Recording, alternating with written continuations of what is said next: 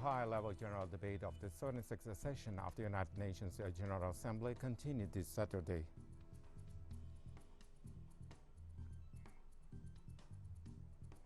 At least 19,000 migrants, mostly Haitians, try to cross from Colombia to Panama as new waves reach the border U.S.-Mexico.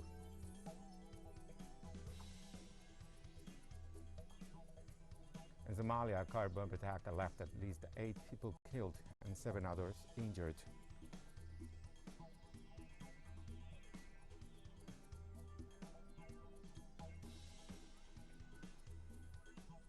At the headquarters of teleSUR English in Havana, this is from the south. I'm Ray Gomez. We begin with the news.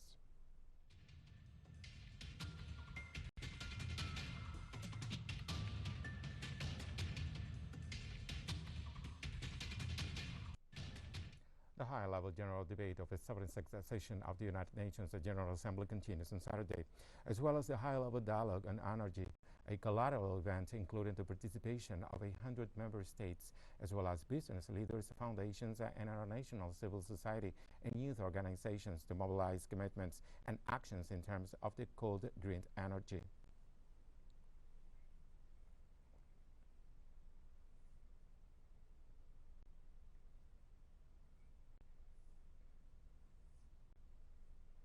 During his intervention, the Prime Minister of St. Vincent and the Grenadines, Ralph Gonsalves, said that sanctions against Cuba, Venezuela, and Nicaragua must come to an end. Gonsalves also talked about Israel's siege of Palestine. Many ancient and long-standing political quarrels ought to come to an end in these new perilous times which humanity faces. At the top of the list must undoubtedly include the refusal of Israel and its international backers to come to terms with the requisite of an independent Palestine and a secure Israel in accord with repeated resolutions of this august body.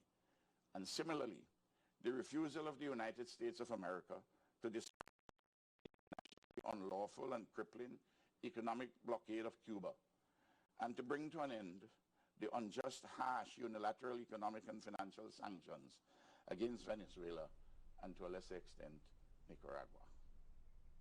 In this context, the Palestinian President Mahmoud Abbas condemned the Israeli occupation of the Gaza Strip and surrounding Palestinian territories. He called for Israel to honor its obligations. This occupation persists despite having concluded a declaration of principles known as the Oslo Accord to achieve peace and mutual recognition with Israel in 1993, while we remained committed to all of its elements to this day and agreed to every call and initiative to achieve a political solution on the basis of international legitimacy, including the 2002 Arab Peace Initiative and the 2003 Quartet Roadmap, Israel has not honored its obligations under the signed agreements and has evaded participating in peace initiatives and instead pursued its expansionist colonial enterprise, destroying the prospect of a political settlement based on the two-state solution.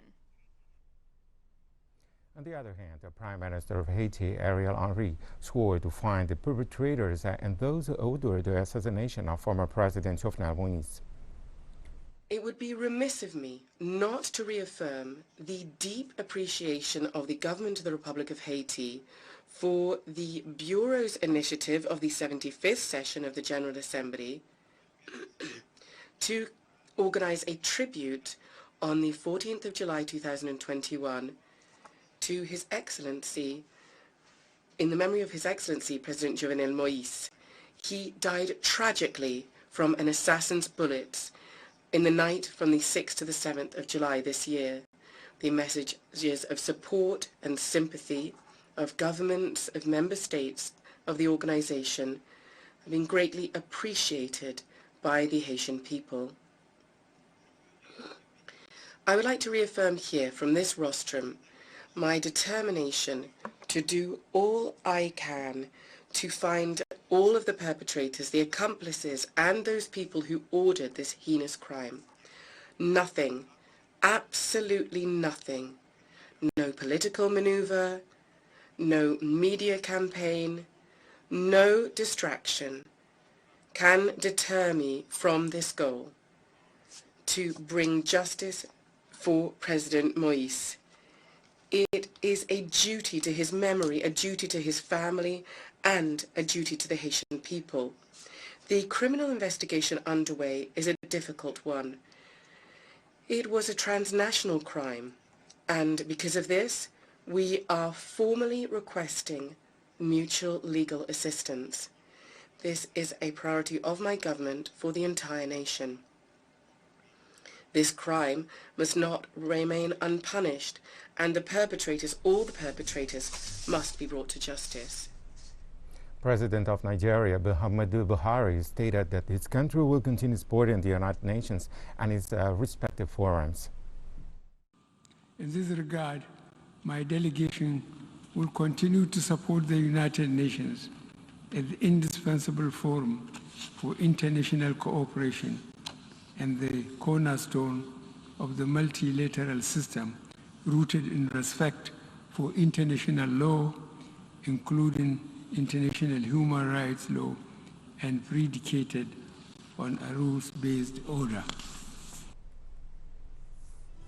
We'll be right back after this virtual break, so don't go away.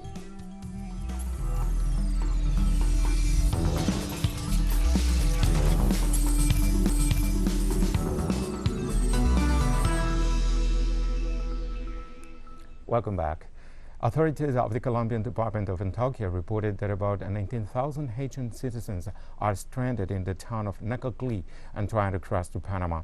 The head of the Office of Care and Risk, Cesar Zúñiga, said the bus tickets for this month are already sold out, and that's why migrants are crowding more and more. By this weekend, 22,000 migrants would be gathered in Necoclí. More than 60% are children, according to the Bureau of Attention and Disaster Prevention. Local authorities are also warned that the people stranded in the area have no sanitary protection amid the COVID-19 crisis.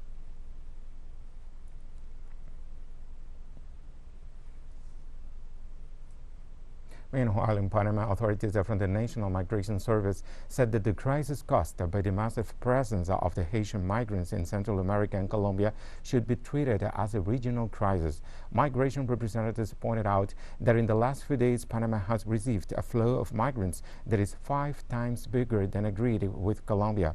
They affirmed that 72% of the people arriving into the country claim to be residents in the neighboring nations.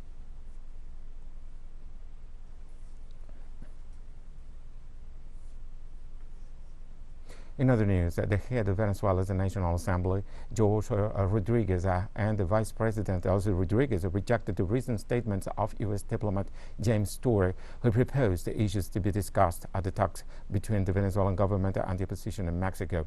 Jorge Rodriguez wrote on his Twitter account, Story's statements insults the dialogue in Mexico, but above all, insults the delegates of the United Platform to whom he seems to give orders. The Bolivarian government will never attend an agenda that someone like this person tries to impose. He better goes to sniffing out Superman. Meanwhile, Vice President Delcy Rodriguez affirmed on Twitter, it is shameful how James Story gives orders to the colonized and puppet opposition on what to do at the talks. He represents a failed project which has beaten the dust of defeat in our lands, and so it will be forever. Amen. Long live Venezuela.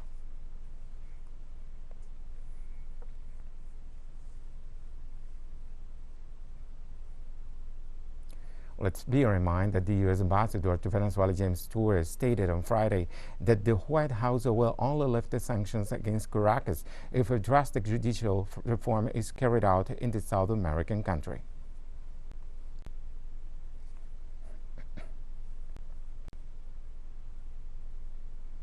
And the United States, the House of Representatives approved a bill to prohibit funds donated by the U.S. to Colombia from being used for the fumigation of illicit crops. It will also block the sale of arms to the notorious mobile anti-riot squad of the Colombian police and are nationally condemned for human rights abuses. The bill requires that the State Department and the Department of Defense present a report in 6 months with a detailed evaluation of human rights in Colombia due to the murders and disappearances that occurred during the widespread protests in the early 2021. The Van Duque administration has announced that it will return to using glyphosate to spray illegal crops 6 years after its suspension.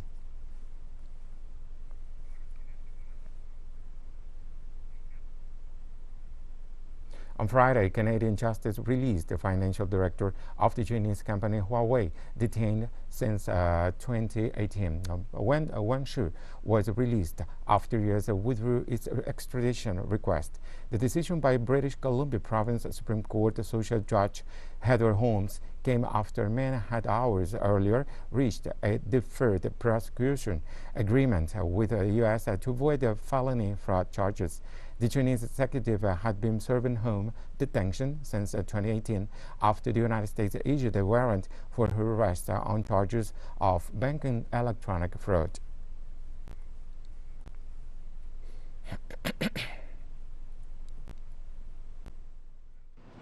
Over the past 3 years, my life has been turned upside down.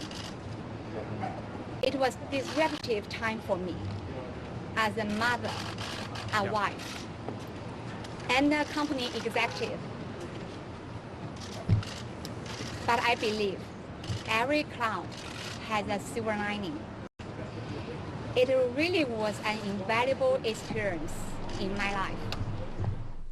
Climate change has affected up to 30% of Brazil's coffee production and continues to affect the price of other food products in a country where, according to official data, 19 million people suffer from hunger.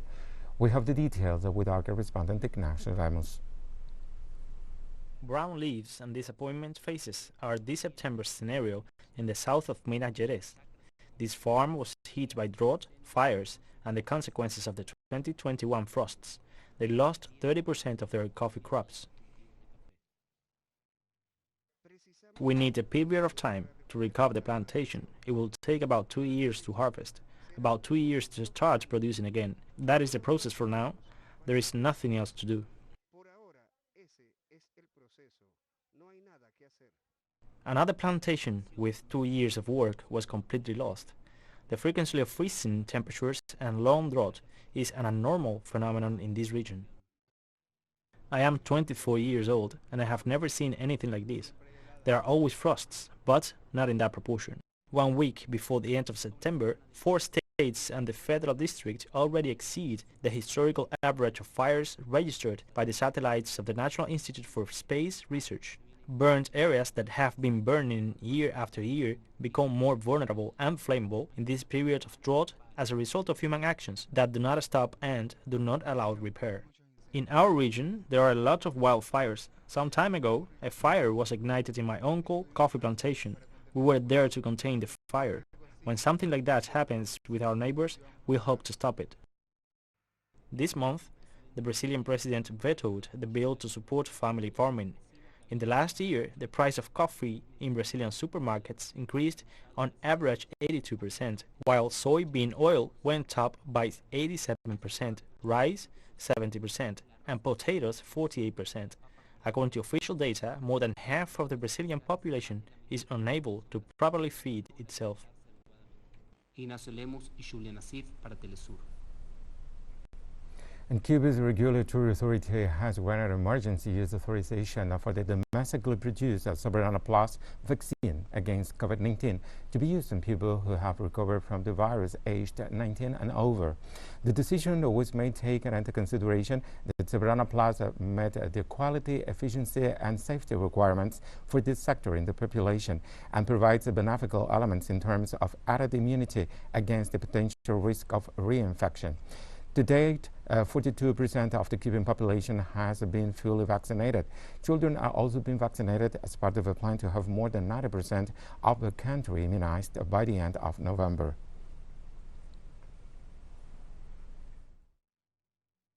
This vaccine strengthens the immunity acquired by these subjects when suffering from the disease, and therefore prevents reinfection during the development of the pandemic. The Cuban government announced the partial reopening of food services in Havana and other provinces where COVID-19 cases are falling. More than 500 state and private establishments have reopened on Friday in the capital, including more than 300 restaurants, 95 coffee shops. After a year and a half of pandemic closures, it is necessary to reactivate the capital's economy and social life. In order to take this step, government authorities evaluated the health situation in Havana, taking into consideration the positive evolution recorded in the last 7 weeks, with daily case numbers dropping from almost 2,000 to around 400.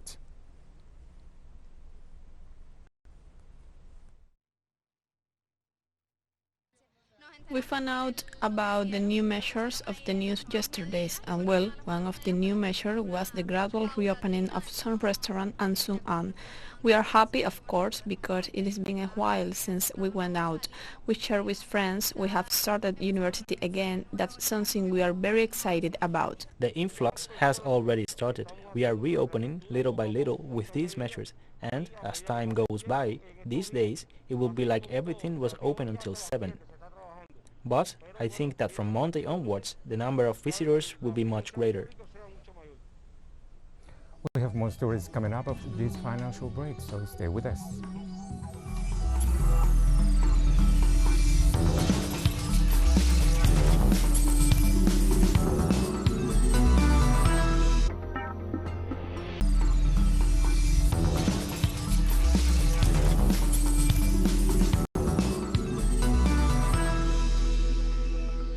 Welcome back. At least 8 people were killed and 7 others were injured on Saturday in a car bomb attack at a checkpoint near the presidential palace in the Somali capital of Mogadishu.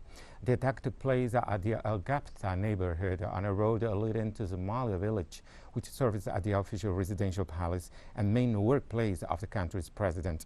The explosion caused significant material damage to buildings in the area and several vehicles, some of which were burned.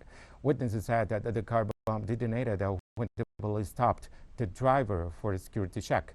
The attack was claimed in a statement by the Al-Shabaab group close to Al-Qaeda, which has been fighting to overthrow the government since 2007 and often carries out attacks against the security forces and the country's leaders.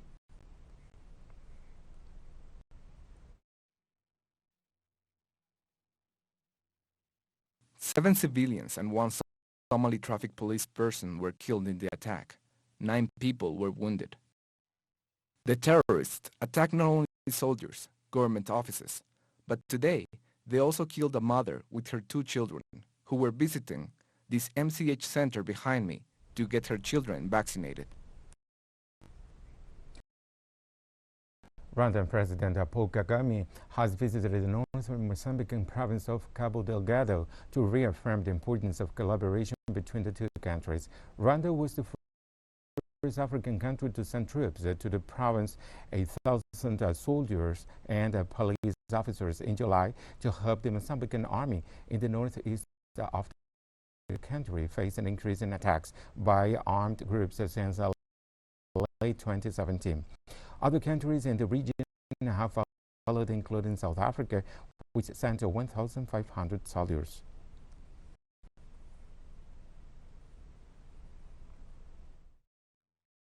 So much as we cannot be here forever, I think primarily the problem we are dealing with our friends of Mozambique cannot stay here forever too. So as we solve the problem which solidified this cooperation, we are definitely working together. I don't see any insurmountable problem here, whether it is fighting against insurgents, dealing with terrorists, and at the same time dealing with the development matters that are being talked about. I don't see any insurmountable problem. Pakistan's Prime Minister Imran Khan rejected criticism from Western governments over his country's alleged role in the collapse of the Afghan government and the takeover of the Taliban. The current situation in Afghanistan, for some reason, Pakistan has been blamed for the turn of events by politicians in the United States and some politicians in Europe. From this platform, I want them all to know the country that suffered the most, apart from Afghanistan, was Pakistan when we joined the US war on terror after 9/11. The United Nations World Food Programme has warned unless it receives urgent funding, 16 million people in Yemen face starvation.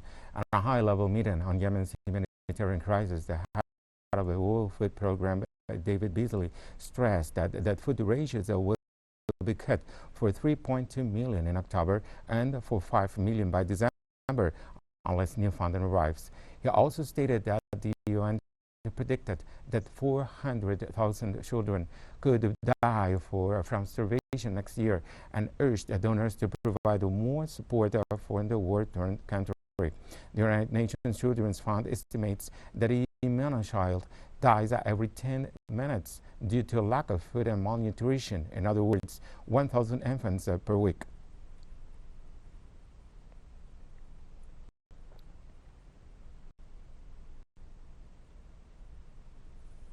In the U.S., the lower house passed a bill to provide the Israeli regime with $1 billion for its missile defense system known as the Iron Dome.